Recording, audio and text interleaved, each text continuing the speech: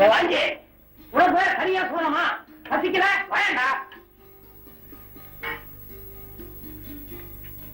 என்னப்பா அப்படி பாக்குறீங்க? விஜய் காலத்து கடை மாதிரி ரசம் இவ்வளவு கீழே இருக்கு. இதுக்கே இவ்வளவு பெரிய கரண்டி. பேசாம சாப்பிட மாட்டீங்க? எங்க ரவி எங்க சாப்பிடுறாரு? நல்ல வேலை அவன் முத்தம்மா கடையில சாப்பிடுறான்.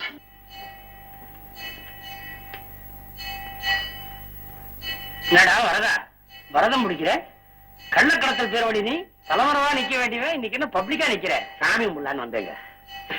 என்னது அடுத்த வேலைக்கு வேணும் இல்ல?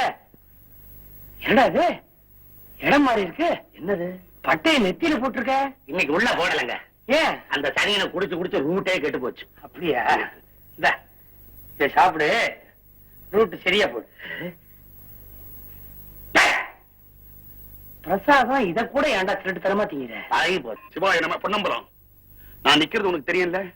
இவ்வளவு கிட்ட நிக்கிறீங்களே தெரியாதுங்களா? அது இல்லையா, எலெக்ஷன்ல நிக்கிறனே அது தெரியுமான்னு. ஏன் அப்படி குப்புன்னு அணைச்சிட்ட? அடுத்த வேலைக்கு வேணுமே. சரி வச்சுக்கோ. பொன்னம்பலம்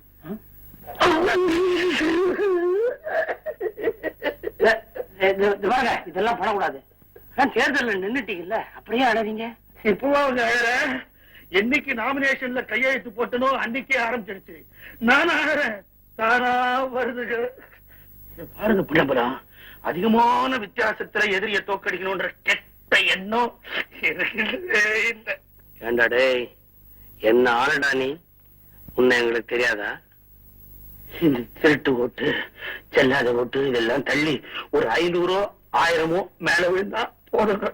இதை தவிர எனக்கு வேற ஒண்ணுமே வேண்டாம். விபூதி கூடவா? இதை கொடுங்க. ஏன் 500 1000 வித்தியாசம்? ஒரு ஓட்டு வித்தியாசத்துல ஜெயிச்சா கூட ஜெயிச்ச மாதிரி தானுங்களே. ஐயோ, அந்த மாதிரி அவங்கிட்ட வாக்கு வாங்கி கொடுத்தாதீங்க. ஒரு ஓட்டு வித்தியாசம்னா மறுபடியும் எண்ணுவானுங்க, நான் அடிபட்டுருவேன். ஐயோ, நீங்க அதுக்கெல்லாம் ஒண்ணும் கவலைப்படாதீங்க. எல்லா பாரத்தையும் அவரு மேல போட்டு தைரியமா போங்க. ஈஸ்வரா, எல்லாம் உனக்கே வெளிச்சம்.